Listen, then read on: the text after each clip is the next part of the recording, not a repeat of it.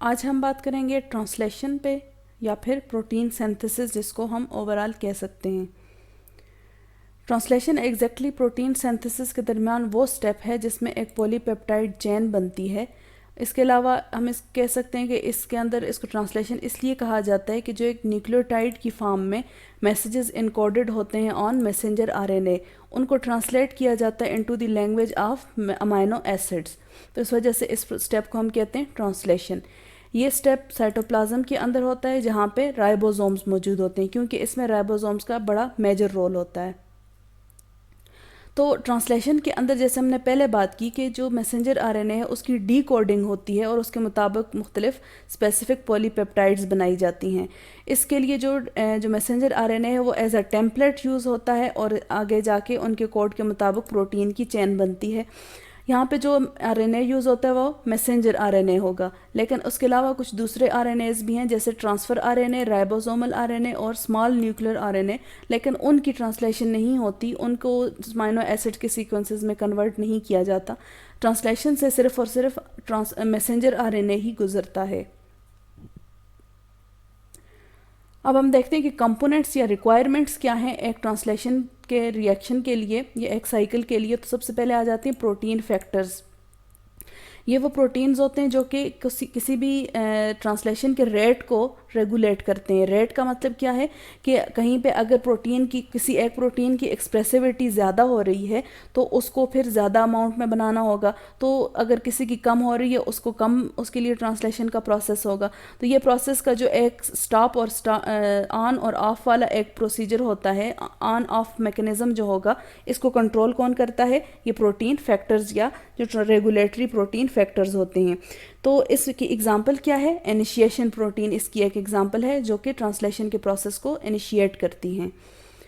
Second आ जाती है कि इसके लिए हमें एक फुली फंक्शनल जो है राइबोसोम्स चाहिए होते हैं। राइबोसोम्स का फंक्शन क्या होता है कि ये अमाइनो एसिड्स को लिंक करते हैं आपस में और इस तरीके से एक हमें पॉलीपेप्टाइड चेन मिलती है। तो ये हमारे सामने जो एक राइबोसोम की स्ट्रक्चर ड्रा की हुई है, आपको पता है राइबोसोम के दो यूनिट्स होते हैं, स्मॉलर सब यूनिट एंड लार्जर सब यूनिट। तो इनको किस तरीके से इनका रोल क्या है इन प्रोटीन सिंथेसिस, हम आगे इसके मैकेनिज्म में देखेंगे। थर्ड आ जाते हैं अमाइनो एसिड्स। तो अमाइनो एसिड्स क्या है? ये कुछ ऑर्गेनिक कंपाउंड्स होते हैं जिनके पास एक तो अमाइन ग्रुप होता है और दूसरा कार्बोजाइल ग्रुप होता है। यहाँ पे अगर आप देखें ये अमाइन ग्रुप है और ये कार्बोजाइल ग्रुप है। तो ये ऑर्गेनिक कंपाउंड्स होते हैं और यही वो बेसिक यूनिट्स होते हैं जो यूज़ होते हैं प्रोटीन की सिंथेसिस में। फिर आ जाता है ट्रांसफ़र आरएनए। ट्रांसफ़र आरएनए ये एक फिजिकल लिंक होता है बिटवीन मैसेंजर आरएनए और अमाइनो एसिड के। जो हमने पहले बात की कि मैसेंजर आरएनए के सीक्वेंसेस के मुताबिक अमाइनो एसिड जो हैं वो अटैच होते हैं। अब इन दोनों चीज़ों को एक जो प्लेटफॉर्म प्रोवाइड करता है वो होता है राइबोसोम, लेकिन राइबोसोम के अंदर इन दोनों के दरमियान जो एक लिंक बनाता है वो क्या चीज़ है? Transfer RNA. फिर आ जाता है मैसेंजर आरएनए। इसके बारे में हम पहले भी बात कर चुके हैं कि ये सिंगल स्ट्रैंडेड होता है और इसके ऊपर जो जेनेटिक इन्फॉर्मेशन जीन्स की फॉर्म में, न्यूक्लियोटाइड बेसेस की फॉर्म में जो कोडेड होती है वो यूज़ होती है एज अ टेम्पलेट और स्क्रिप्ट फॉर प्रोटीन सिंथेसिस। फिर आ जाता है अमाइनोसाइल ट्रांसफर आरएनए सिंथेटेज। तो ये क्या है? इसको हम ट्री आरएनए या ट्रांसफर आरएनए लाइगेज भी कहते हैं। लाइगेज एंजाइम चाहे डीएनए के हो या आरएनए हो, उनका जो फंक्शन होता है वो किसी भी दो यूनिट्स को आपस में बाइंडिंग करना या अटैचमेंट का होता है। तो यहाँ पे ये क्या करते हैं? अमाइनो एसिड को बाइंड करते हैं ऑन ट्रांसफर आरएनए। फिर एनर्जी जिन चीज़ों से ली जाती है वो होते हैं एटीपी और जीटीपी। तो ये आपके सामने स्ट्रक्चर्स इसकी ड्रा की हुई हैं। ATP means adenosine triphosphate and GTP means guanine triphosphate. अब हम देखते हैं कि स्टेप्स कौन से इन्वॉल्व हैं इन प्रोटीन सिंथेसिस। तो first is initiation, then elongation and then termination. First step जो कि इनिशिएशन में है, इसमें क्या होता है कि सबसे पहले एक इनिशिएशन कम्प्लेक्स बनता है। इस कम्प्लेक्स के अंदर क्या क्या चीज़ें मौजूद होंगी? इसके अंदर होगा एक जो स्मॉल राइबोसोमल यूनिट है जो कि 30S का होता है मोस्टली, इकोलाई की अगर हम बात करें। फिर एक मैसेंजर आरएनए का टेम्पलेट और इनिशिएशन फैक्टर्स जो कि मुख्तलिफ प्रोटीन्स हैं। इसके अलावा एक स्पेशल इनिशिएटर ट्रांसफ़र आरएनए भी मौजूद होता है। जो इनिशिएटर ट्रांसफ़र आरएनए होता है इसका फंक्शन ये जैसे ही इसको ये डिटेक्ट करता है कोडान कौन सा, जो कि स्टार्ट कोडान होता है AUG, ये उसको डिटेक्ट करता है।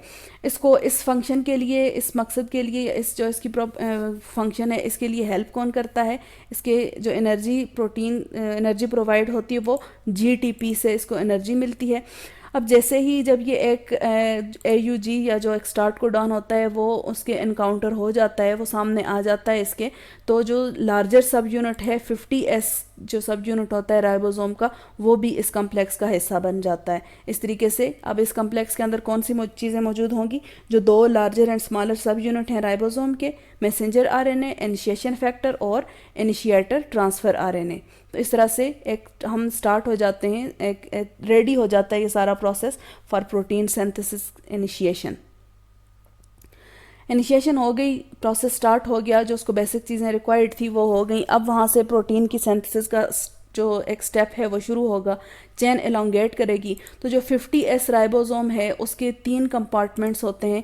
एक को हम कहते हैं ए साइट का मकसद क्या होता है, इसका फंक्शन ये होता है कि इसके ऊपर जो चार्ज अमाइनोसाइल ट्रांसफ़र आरएनएज होते हैं वो आके इसके साथ बाइंड होते हैं।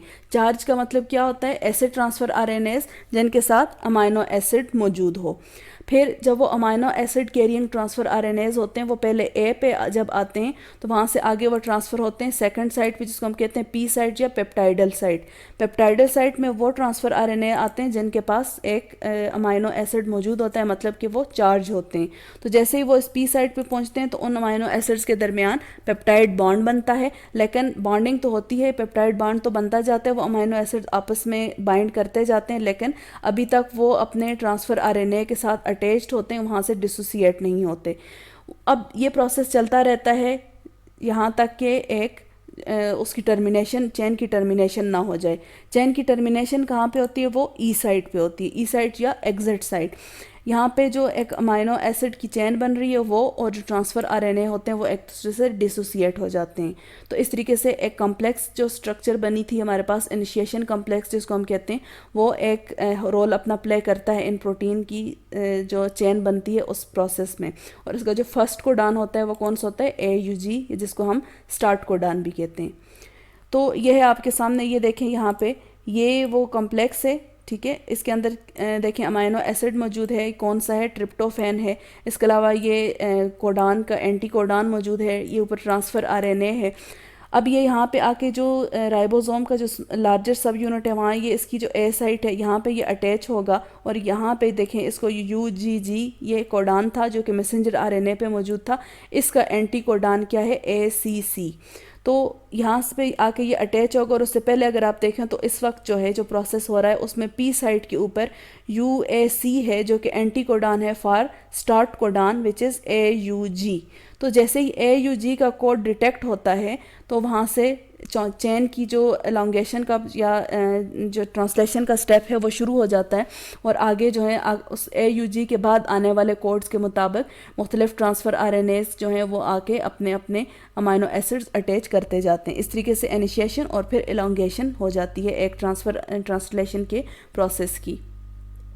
अब इसमें मेजर रोल किसका है, ट्रांसफ़र आरएनए का, मैसेंजर आरएनए का है। मैसेंजर आरएनए स्पेसिफिसिटी प्रोवाइड करता है, मतलब एक बेसिक जो फ्रेमवर्क होता है या एक स्केलेटन होता है पूरे इस ट्रांसलेशन के इस प्रोसेस का, वो कौन देता है, मैसेंजर आरएनए देता है। इसके ऊपर कोडान्स होते हैं जो कि जिस तरह जैसे जैसे वो उन राइबोसोम्स के 2 यूनिट्स के दरमियान में से गुजरते जाते हैं तो उनके ऊपर अटैचमेंट होती जाती है एंटी कोडान्स के मुताबिक अमाइनो एसिड्स की।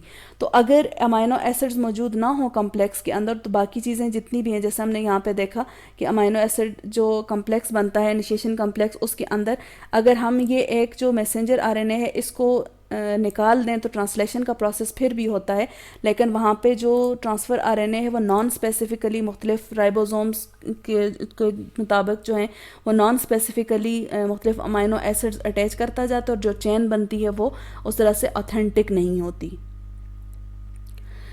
तो मैकेनिज़्म हम पहले भी डिस्कस कर चुके हैं। सबसे पहले जो चार्ज ट्रांसफ़र आरएनए मतलब वो ट्रांसफ़र आरएनए जिसके पास अमाइनो एसिड्स मौजूद होते हैं वो ए साइड पे बाइंड करते हैं, फिर वो पी साइड पे शिफ्ट होते हैं। जैसे ही वो पी साइड पे जाते हैं उनके दरमियान पॉलीपेप्टाइड बॉन्ड बनता है, फिर वो ई साइड की तरफ जाते हैं। तो इस तरीके से जो एक स्टेप हम कह सकते हैं, ये एक प्रोसेस होता है जिसके अंदर जो एक कोडान या ट्रिपलेट 3 बेसेस जाती हैं उसको हम कहते हैं एक स्टेप।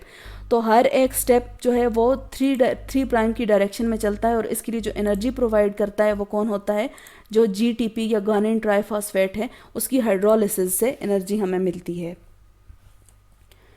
तो जब पेप्टाइड बॉन्ड बनता है उस दौरान क्या होता है कि जैसे ही एक अमाइनो एसिड आके अटैच होता है तो उस एक राइबोसोम के साथ, तो उसका जो अमाइनो ग्रुप होता है वो ए साइड के साथ बाइंड कर जाता है और उसका जो कार्बोजाइल ग्रुप होता है वो पी साइड के साथ बाइंड करता है। इसके बाद क्या होगा कि उनके दरमियान जो एक एंजाइम मौजूद होता है पेप्टाइडल ट्रांसफरेज, वो इस प्रोसेस को हेल्प करता है और उनके दरमियान जो है वो पेप्टाइड बॉन्ड बनने शुरू हो जाते हैं और चेन की ग्रोइंग या एलोंगेशन स्टार्ट हो जाती है। अब ये प्रोसेस चलता रहता है यहाँ तक कि एक ई साइड को वो अप्रोच करते हैं और ई साइड को तब अप्रोच करते हैं जब वहाँ पे एक स्टॉप कोडान आ जाता है। जब स्टॉप कोडान आता है तो वो प्रोसेस स्टॉप हो जाता है, अमाइनो एसिड्स अटैच होने का जो प्रोसेस होता है वो स्टॉप हो जाता है, क्योंकि स्टॉप कोडान के लिए कोई भी एंटी कोडान मौजूद नहीं होता। यहाँ पे इंटरेस्टिंग बात एक ये है कि जो ई कोलाई होता है, ये प्रोकैरियोट्स की अगर हम बात करें तो 0.05 सेकंड लगते हैं एक अमाइनो एसिड को अटैच होने में।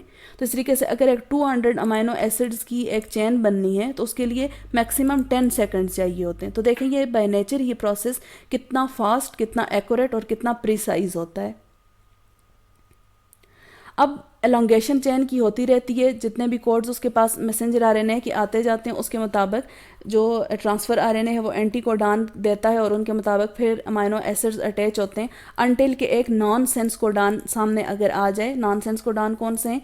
ये 4 आपके सामने ये जो 3 लिखे हुए हैं, UAA, UAG और UGA। जब इनमें से कोई कोडान ए साइड के सामने आ जाता है तो एक इंस्ट्रक्शन मिलती है, पेप्टाइडल जो ट्रांसफरेज जो एंजाइम है उसको इंस्ट्रक्शन मिलती है। वो क्या करता है कि वाटर मॉलिक्यूल ऐड कर देता है टू कार्बोजाइल एंड, जो कि अटैच होता है पी साइड के साथ।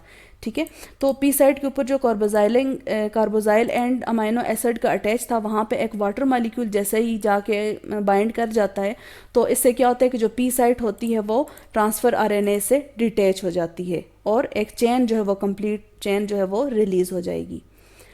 अब फर्स्ट तो स्टेप टर्मिनेशन के अंदर क्या होता है कि उस चेन का रिलीज़ होना। सेकंड क्या होता है कि जो राइबोसोम के स्मॉलर एंड लार्जर सब यूनिट्स हैं वो एक दूसरे से अलग हो जाते हैं और ये दोबारा से किसी दूसरी ट्रांसलेशन की साइकिल में एंटर हो जाते हैं। थर्ड क्या होता है कि जो मैसेंजर आरएनए होता है वो 1-2 साइकिल्स के अंदर यूज़ होने के बाद फिर डिग्रेड हो जाता है और उसकी जो न्यूक्लियोटाइड बेसेस होती हैं वो रीयूज़ हो जाती हैं किसी दूसरे सीक्वेंस के मुताबिक। दोबारा से उसकी ट्रांसक्रिप्शन जब होती है तो एक दूसरे सीक्वेंस के मुताबिक खुद को अरेंज कर लेती हैं और इस तरीके से एक नए साइकिल के अंदर वो भी ट्रांसफ़र हो जाती हैं या एंटर हो जाती हैं। तो इस तरीके से हमने देखा कि 3 चीज़ें कौन कौन सी। सबसे पहले हमने देखा कि जो 2 चीज़ें हैं।